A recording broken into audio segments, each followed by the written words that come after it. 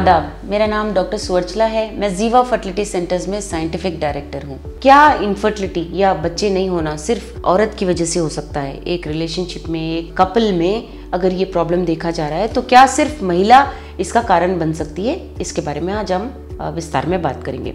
सबसे पहले तो आंसर दे देती हूँ, नहीं, ये जो प्रॉब्लम है, ये जो समस्या है, पुरुषों में और महिलाओं में इश्यूज़ के कारण हो सकता है और हमें ये जांच करना सबसे महत्वपूर्ण पॉइंट बन जाता है हमारे लिए कि प्रॉब्लम कहाँ है। और कई कारण हो सकते हैं पुरुषों में और महिलाओं में, आज उसके बारे में हम बात करेंगे। और कभी कभी दोनों में प्रॉब्लम हो सकते हैं, उसके बारे में भी हम आज विस्तार में देखेंगे। सबसे पहला है पुरुषों की वजह से होने वाला इनफर्टिलिटी। पुरुषों में बहुत से कारण हो सकते हैं, जैसे कि लो स्पर्म काउंट होना, जिसे ओलिगोजूस्पर्मिया कहते हैं, लो मोटिलिटी, हरकत कम होना, जिसे स्टेनोजूस्पर्मिया कहते हैं, मॉर्फोलॉजी ठीक नहीं रहना, यानी आकार ठीक नहीं रहना, जिसे टेराटोजूस्पर्मिया कहते हैं, कभी कभी स्पर्म्स का बिल्कुल ना रहना, जिसे अजूस्पर्मिया कहते हैं, ये भी हो सकता है, जिसकी वजह से पुरुषों की वजह से इनफर्टिलिटी या बच्चे नहीं होना इस कारण की वजह से हो सकता है। कभी कभी रिप्रोडक्टिव ट्रैक में, मेल रिप्रोडक्टिव ट्रैक में ब्लॉकेजेस की वजह से भी अजूस्पर्मिया नहीं होता है, इस कारण भी आप शायद कभी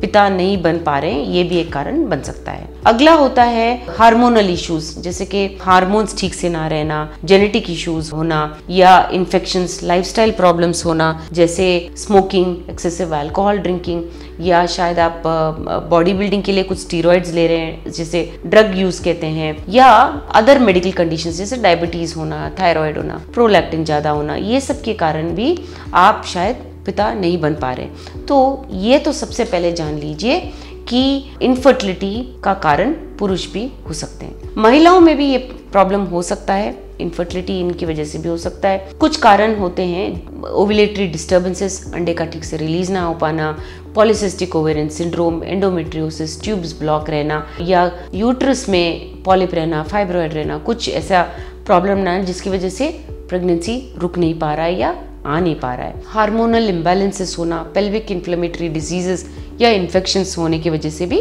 महिलाओं में भी इनफर्टिलिटी का जो कारण है, इनमें से कोई भी हो सकता है या एक से भी अधिक हो सकते हैं। उसके बाद जेनेटिक कारण हो सकते हैं, हार्मोनल इम्बैलेंसेस, एज रिलेटेड भी, अगर महिला की उम्र ज्यादा हो रही है तो अंडों का क्वालिटी भी कम हो सकता है, नंबर भी कम हो सकता है, जिसकी वजह से इनफर्टिलिटी का कारण ये भी हो सकता है। लाइफस्टाइल चेंजेस, आजकल हम महिलाओं में भी स्मोकिंग, अल्कोहल कंजप्शन देख रहे हैं, अनहेल्दी ईटिंग पैटर्न्स देख रहे हैं, जंक फूड खाना देख रहे हैं, स्लीप डिसऑर्डर्स रहना देख रहे हैं, ठीक से नींद नहीं आ पाना देख रहे हैं, जिसके कारण भी इनफर्टिलिटी हो सकता है। कुछ ऐसे कंबाइंड फैक्टर्स होते हैं जिसे अनएक्सप्लेन्ड इनफर्टिलिटी कहते हैं, यानी इवैल्यूएशन के बाद दोनों में सब कुछ ठीक है, पुरुष में भी महिला में भी, लेकिन फिर भी इनफर्टिलिटी का इशू देखा जा रहा है, तो तब ये होता है कि अनएक्सप्लेन्ड इनफर्टिलिटी कहते हैं। किसमें भी ये प्रॉब्लम हो सकता है, महिला में भी रह सकता है कुछ अननोन इशू, या पुरुष में भी अननोन इशू के कारण अनएक्सप्लेन्ड इनफर्टिलिटी हो सकता है। दोनों में भी कभी कारण देखा जा सकता है, जैसे पुरुष में लो काउंट देखना, महिला में एंडोमेट्रियोसिस, तो कुछ भी